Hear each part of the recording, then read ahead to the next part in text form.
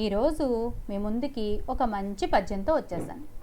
కమలములు నీట బాసిన కమలాప్తుని రశ్మి సోకి కమలిన భంగిన్ తమ తమ నెలవులు తప్పిన తమ మిత్రులే శత్రులవుట తథ్యము సుమతి.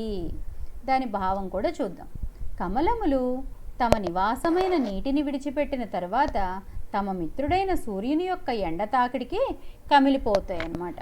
అట్లే మానవులు తమ తమ నివాసములను విడిచిపెట్టినచో తమ స్నేహితులే తమకు శత్రువులగుదురు. అంటే అర్థం ఏంటంటే ఎవరి స్థానబలం వాళ్ళకు ఉంటుంది.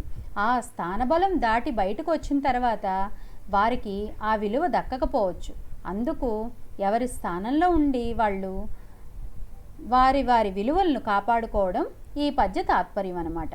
సరేనా ఫ్రెండ్స్, ఈ పద్యం నేర్చుకోండి, లైక్ చేయండి, షేర్ చేయండి, సబ్స్క్రైబ్ చేయండి, కిందన కామెంట్ కూడా చేయండి.